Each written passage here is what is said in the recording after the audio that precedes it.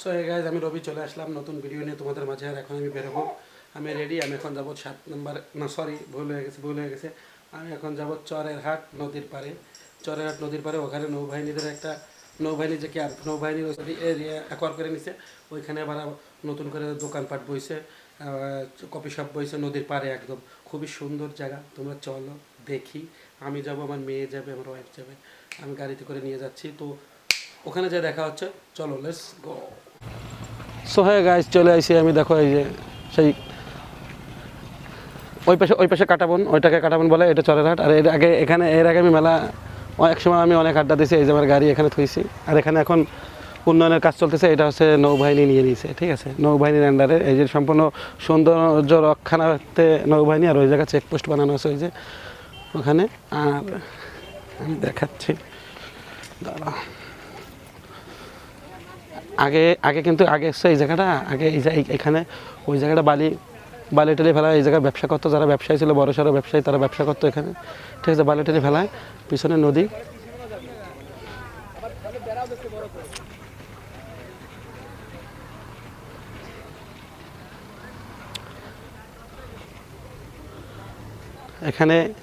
এখানে আবার নতুন করে যে ঘাট বানতেছে এই জায়গা। এর আগে একসময় এখানে বালি ফেলায়, এখানে বড় বালি, ইট, বালি, সিমেন্ট এগুলো বিক্রি করতো বড় বড় ব্যবসায়ীরা। পরে নৌবাহিনীর আন্ডারে চলে গেছে এখন। ওই পাশে একটা ছিল, আগে নৌবাহিনীর স্কুল ছিল, মানে খুলে দিছে আগামাথা ভিতর সাইডে, ট্রেনিং সেন্টারের ভিতরে যে নৌবাহিনীর যে সৌন্দর্য আরও বেশি, ভিতরে আরও সুন্দর আছে, ফুল গাছ আছে, বসার জায়গা আছে, ঠিক আছে। তো চলো আমি তোমাকে এক এক করে দেখাবো, কারণ এই জায়গা হচ্ছে সৌন্দর্য। এখন সন্ধ্যার পর আস্তে আস্তে সৌন্দর্য বাড়বে, ঠিক আছে। তো আমার মেয়ে ওই যে এই যে, আর আমার পিছনে আছে নদী। আর নদীর এখান থেকে এই জায়গাতে আবার 3 মোহনা, ওইদিকে একটা হচ্ছে ওইদিকে চলে গেছে, একটা হচ্ছে পিছনে দৌলতপুর বিএল কলেজের দিকে গেছে, আর একটা হচ্ছে রূপসা ব্রিজের দিকে গেছে, ঠিক আছে। তো এইভাবে হচ্ছে চলতেছে।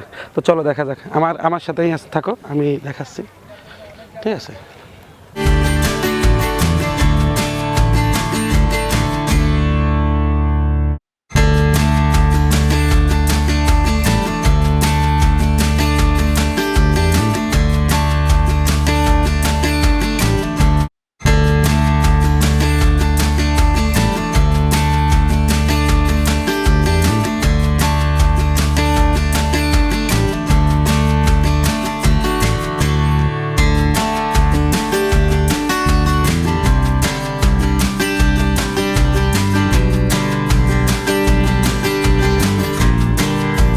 অনেক গোসল করা ভিডিও আছে, আমরা ভাই বন্ধু 5-7 জন একসাথে, ছোটো ভাই ব্রাদার একসাথে এসে লাফালাফি করা, গোসল।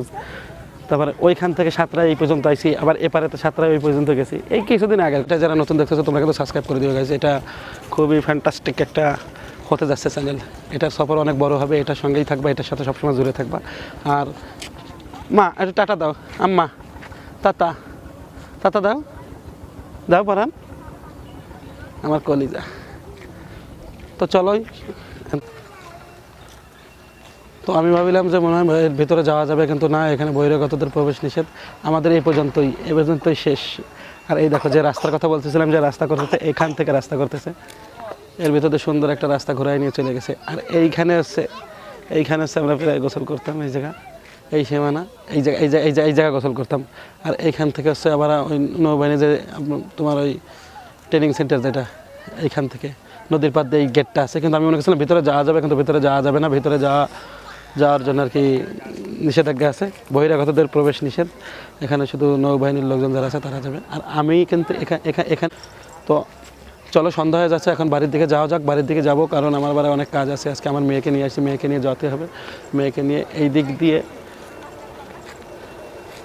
আর একটু ওই যে ওর পরে ওঠা লাগবে, এইখানটা থাকার, এখানে পানি ওঠে ওই পর্যন্ত, ওই যে একদমই ওই যে একটা খুঁটি দেখা যাচ্ছে না, ওই খুঁটি পর্যন্ত পানি উঠে যায়, পুরো টোটালটাই পানি উঠে যায়। যখন জোয়ার আসে তখন উঠে যায়। আর এখান থেকে রাকিব সাঁতরায় উপর গেছিলো একবার, সাঁতরায় উপর গেছিলো, বিরিয়ানি বাজি লাগাইছিল 2 প্যাকেট বিরিয়ানি। তা এখান থেকে সাঁতরায় গেছিলো, কিন্তু সোজা যাইতে পারে না, ওরা তো জোয়ারে ওই মাথার দিকে ঠেলে নিয়ে গেছিলো, ওই নৌকার দিকে, ঠিক আছে। তোমার এইটার ভিডিও নাই, কিন্তু এটার গাইজ আজকে ভিডিও এ পর্যন্তই।